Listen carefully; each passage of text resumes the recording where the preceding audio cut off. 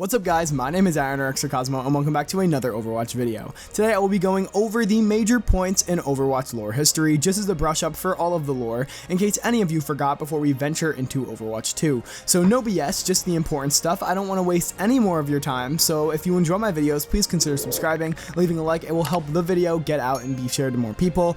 Links will be in the description by the way if there's an animation or comic for the event in the Overwatch universe. So if you want some reassurance and I'm not lying to you, you can go check down there. Alright, everything begins when the Omnica Corporation begins to create Omnics, robots designed to help humanity reach economic equality. Dr. Mina Liao is one of their leading designers. Omnica fails to meet promised quotas and is investigated for fraud. The company is forced to dissolve and the Omniums are shut down. Spoiler alert. This isn't the end of the Omnics.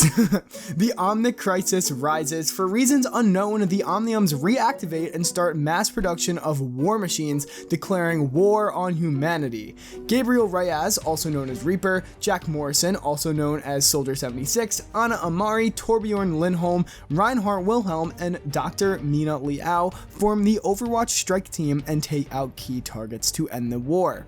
For now. After that, during Operation White Dome, Torbjorn is badly injured on a mission, losing his right arm. Reinhardt actually saves his life, and Torbjorn gives him the honor of naming his youngest child. Bridget Lindholm is born shortly after. Curse this year. Then, fast forward another year, Elizabeth Caldonia, Ash's parents, went to the store to get some milk shortly before her 18th birthday, leading to her being a rebel, leading a string of heists against her family's company in revenge. Joined by Jesse McCree and two others, Ash begins the Deadlock Gang. 2 years after that, South Korea is attacked by a massive Omnic that would be known as the Gwishin. I'm sorry, hard Korean word, I can't pronounce it, don't kill me for it. Every few years, the Omnic would return, having adapted and learned from previous attacks. The Deadlock Gang is also busted in an Overwatch sting operation during this year. Deadlock co-founder Jesse McCree is given the choice between joining Blackwatch or rotting in jail. McCree chooses Blackwatch. Oh yeah, Blackwatch is a thing. It's basically emo Overwatch to put it simple, and instead of dressing in orange, they dress in black. Oh my god! They're playing My Chemical Romance! Nicole, you know I'm scared of emos! The ALF, or the ALF, or the Australian Liberation Front, is angry that their land has been given to the Omnics as part of a settlement after the Omnic crisis ends. Sabotage the Omnium, causing it explode. These angry Australians then sabotage the Omnium, causing it to explode, irradiating the Australian outback. I don't know why I couldn't say irradiating. Now let's fast forward 5 years. A damaged Bastion unit wakes up in the Black Forest, and instead of following its programming and waging one bot war against the Stuttgart, it returns to the forest and avoids contact with humans. Aw, how cute. Also in this year, Mercy joins Overwatch. After that, Genji Shimada is almost murdered by his brother and is saved by Overwatch, more specifically, our girl Mercy. He is offered a cyborg body in return for his help taking down the Shimada clan. And then after that, Winston, our monkey from space, arrives on Earth and joins Overwatch. Hammond also crash lands in Australia and becomes a scrapyard fighter, eventually champion in Junkertown. A year later, Eco Point Antarctica is hit by a polar storm. The scientists run low on ration and decide to wait out the storm in a Cairo sleep. Moira is also recruited into Blackwatch by Commander Reyes after having been shut down by Overwatch previously. Now here we are, the Venice incident. Several attacks on Overwatch's facilities, including several attempts on Gerard Lacroix's life, prompt Blackwatch to strike back against Talon. The plan goes bad and the public learns about Blackwatch. This is no bueno. Akande Ugudimu, is that another name pronounced wrong? I'm just gonna put it on the name pronounced wrong board. I'll count them throughout the video while I'm editing. Kills his mentor and becomes the new Doomfist. Public opinion of Overwatch turns sour as well during this year, and a formal investigation into Overwatch's activities is launched. Also during this, Slipstream pilot Lena Tracer Oxton is lost in time and subsequently rescued by Overwatch scientist Winston. Overwatch shut down the Anubis project in Cairo, leading to the destabilization of the region as well. And then after that, a year later, Talon finally succeeds in killing Gerard Lacroix by using his wife Amelie as a sleeper agent, also known as Widowmaker. And then after Widowmaker becomes Widowmaker, Null Sector uprises in King's Row. Morrison disobeys orders from the British PM and director Petras, sending in a strike team. The strike team succeeds in rescuing the hostages and stopping the uprising.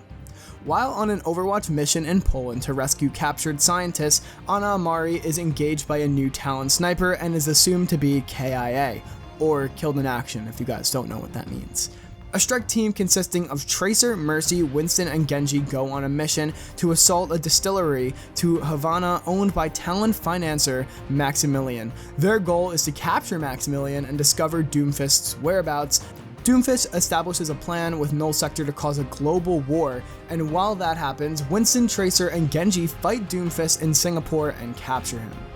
McCree leaves Overwatch due to rising tensions and him not wanting to really take a side, and after rising tensions come by, Morrison and Raze come to blow. Also, Soldier 76 and Reaper, if you guys didn't know or didn't remember from before.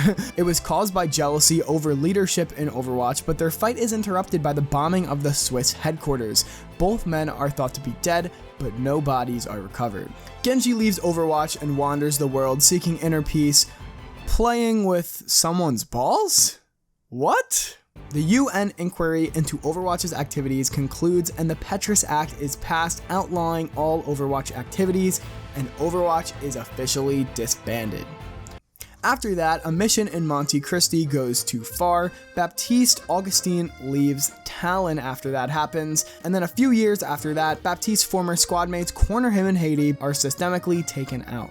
Now in these next few events, these exact dates are unknown. For this, we're just assuming it's in between this and the next time frame. So Dr. Liao creates Echo, an adaptive multi-role robot. She is later killed in an attack on her lab. The Collado Group's building was sabotaged, causing a fire in the favelas of Rio de Janeiro.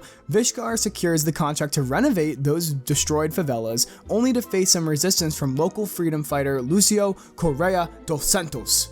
Dutch scientist Dr. Sabrain du Caper conducts an experiment to contain a black hole on Luchang space station. The experiment fails and Dr. de Couper suffers a traumatic injury. He is quarantined on Earth for public safety until Talon rescues him. Put quotations around rescue. And then in an attempt to get revenge on the Queen of Junkertown, Junkrat and Roadhog go on a worldwide heist spree and become internationally wanted criminals. Alright, now we're back on track. This is an important year, so I'm going to give exact dates in the year so you guys can get all this information specifically. A Helix Security International team is sent in to subdue the god program Anubis after it breaches quarantine. Widowmaker assassinates Tekharta Mondada, and Tracer attempts to stop her but fails. This results in a minor uprising among the Omnics of King's Row that is averted by Tracer and her friends. After Mondada is killed, the Overwatch people realize that the world needs them, and Winston initiates the Overwatch recall. May is woken up from cryostasis by his message and escapes from Antarctica to join him. Talon defector Baptiste is located by his former comrades and is pressured into performing one last mission. Baptiste sabotages the mission and decides to seek out Mercy instead. Alright, this is where we're going to get specific because all of this is kind of very close together. October 24th to November 2nd, May travels from the Yukon to Los Angeles, spends the weekend in LA, then travels to Nepal to investigate abandoned research stations. Then, a day later on November 1st, Lumerico's power plant in Dorado comes online, marked by protests and rioting.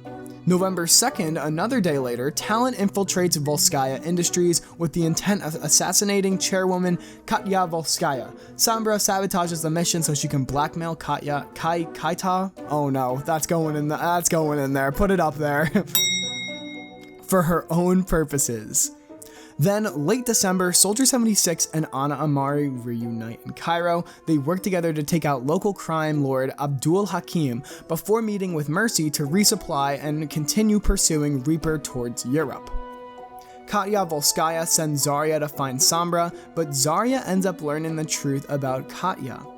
After Vishkar damages a statue in the local temple in India, Symmetra spends a week with Takharta Zenyatta to help understand the temple's needs to repair the statue. 1 year later, Doomfist escapes from prison and returns to Talon, killing Viali and setting Talon— oh no, don't do it. No. Killing Viali. I can't even pronounce that. I'm sorry. Do one of you pronounce that in the comments for me? And setting Talon on a new course. Ife Oladale, a robotics prodigy in Numbani, witnesses Doomfist's attack on the Numbani airport when he retakes the Doomfist gauntlet and is inspired to create a new protector for Numbani. Torbjorn then finds Bastion wandering around in northern Sweden, noticing that it isn't following its programming. Torbjorn takes it under his wing and believes that Bastion is a good guy. After that, later in the year, the Deadlock Gang then derails a US military train and McCree steps in to collect the cargo, former Overwatch asset Echo. Winston, Tracer, and May go to Paris to defend the city from a null sector invasion. They are joined by Genji, Reinhardt, Brigitte, Echo, and Mercy, and Overwatch is officially reunited. Lucio goes to Numbani for a concert, which is interrupted by a Talon attack. Ife, Orisa, and Lucio defend the city, but Doomfist escapes. And right there is all of the Overwatch lore main events, and that's where we're up to until Overwatch 2 comes out.